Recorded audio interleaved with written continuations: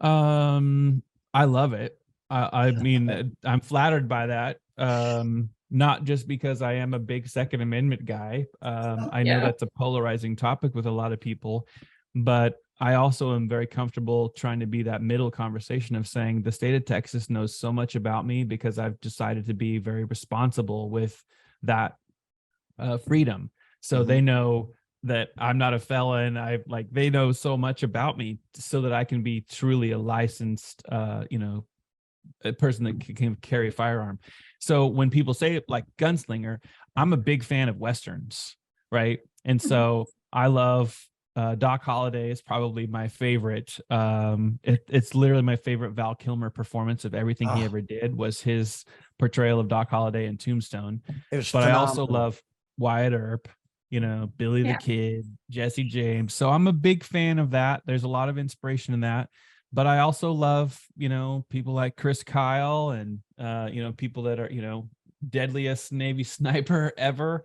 And some people are really uncomfortable with that. But Those are all great. That was a great movie. I love Yeah. that. So to me, being a gunslinger is it's a compliment.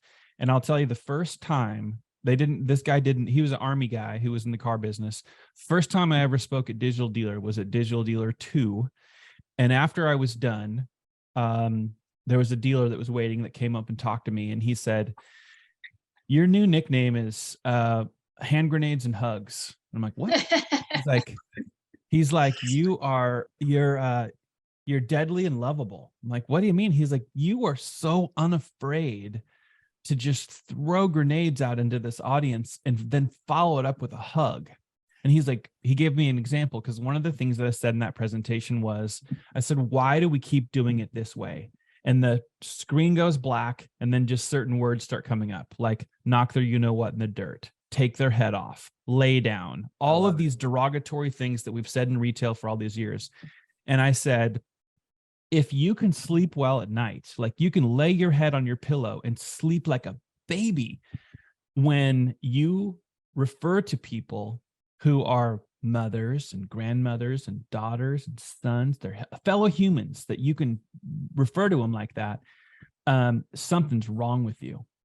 And we shouldn't be continuing to have an industry that talks about our customers that way, even if there's a little bit of joking. I get it. There's a little bit of that banter.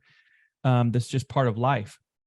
But our industry, unfortunately, is stained with how we've made that part of the culture. Like that's a badge of honor, and it should not be. No, it should not be.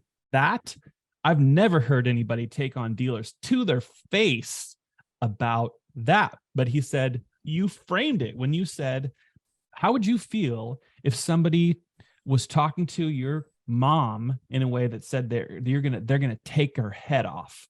And that's meaning they're going to so take advantage of her, or your daughter or your granddaughter, whomever, somebody you love. Yep. That's not good.